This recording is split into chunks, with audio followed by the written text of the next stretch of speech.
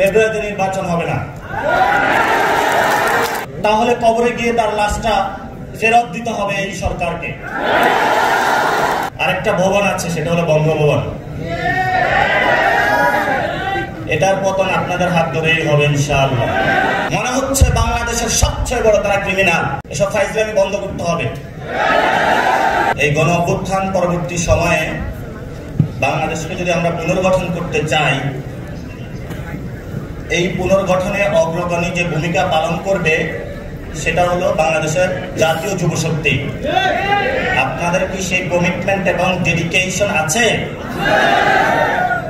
যদি থাকে, গত বছরে গণ অভ্যুত্থানের 5 তারিখে ছাত্রদের হাতে, ছাত্রদের নেতৃত্বে বাংলাদেশে গণভবনের পতন হয়েছিল। সেটা কি আপনাদের স্মরণে আছে? আরেকটা ফেসিবাদের কারখানা রয়ে গিয়েছে এখনো। ছাত্র শক্তি থেকে, পাটচক্র থেকে জনগণকে নেতৃত্ব দিয়ে শেখ হাসিনাকে দেশ থেকে পালাতে বাধ্য করেছিল। সেই ছাত্র শক্তির ইতিহাস কি আপনাদের মনে আছে? আরেকটা ভবন আছে, সেটা হলো বঙ্গভবন। এটার পতন আপনাদের হাত ধরেই হবে ইনশাআল্লাহ।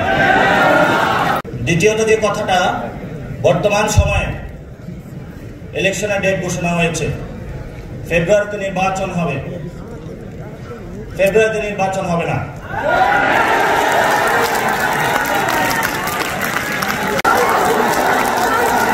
যদি ফেব্রুয়ারিতে নির্বাচন হয়, আমার যে ভাইয়েরা শহীদ হয়েছিল, রক্ত দিয়েছিল সংস্কারের জন্য, একটি নতুন সংবিধানের জন্য, তাহলে কবরে গিয়ে তার লাশটা ফেরত দিতে হবে এই সরকারকে।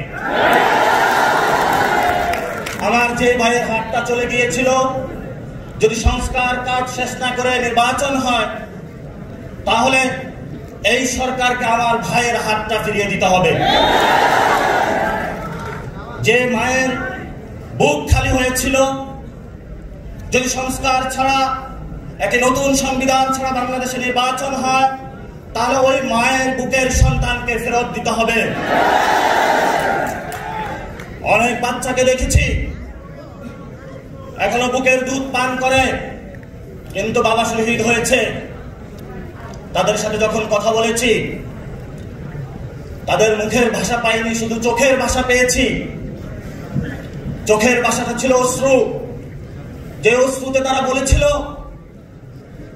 আমার বাচ্চা রয়ে গিয়েছে, আমার স্বামী চলে গিয়েছে, আমি বাংলাদেশ থেকে কিছু চাই না, কিন্তু আমি একটি সুন্দর ভবিষ্যতে বাংলাদেশ দেখতে চাই, যেখানে আমার এই বুকের যে সন্তান আছে, আর সন্তানকে কেউ খুন করবে না।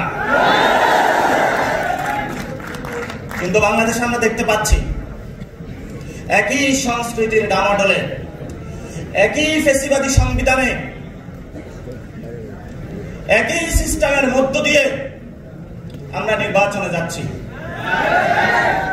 তাহলে এতগুলো মানুষ শহীদ হওয়ার প্রয়োজন কি ছিল? এতগুলো মানুষ আহত হওয়ার প্রয়োজন কি ছিল? আপনারা দেখেছেন, এখানে অনেক মিডিয়া ভাই রয়েছেন।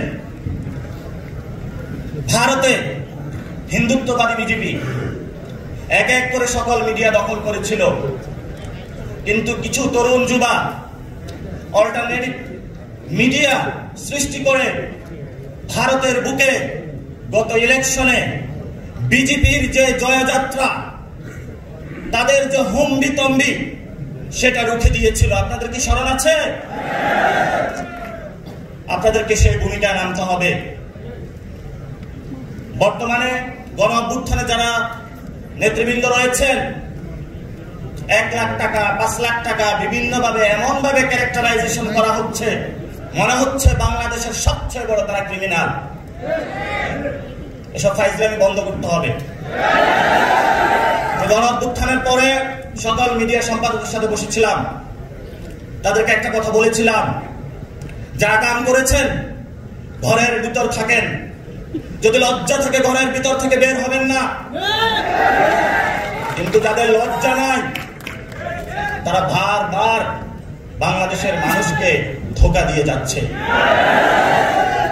অনেক সাংবাদিক রয়েছেন যারা বুক থেকে বাংলাদেশকে ভালোবাসে, তাদের সাথে কথা হয়, নিউজ করতে চাই, জোর করে নিউজ করানো হচ্ছে।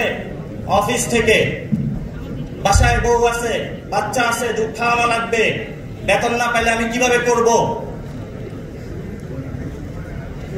এই মানুষগুলো নতুন একটা বন্দিশালায় পড়েছে। এই মিডিয়া মালিক যারা রয়েছে, মিডিয়া যারা সম্পাদক রয়েছে, এই সম্পাদকগুলো এখন দালালি শুরু করেছে। বাংলাদেশে গণমাধ্যম প্রয়োজন, কিন্তু বাংলাদেশে যেটা গণমাধ্যম হওয়ার কথা ছিল সেটা আগে ছিল হাসিনা মাধ্যম, এখন আবার কি নাম দিব সেটা বললে তার চাকরি থাকবে না।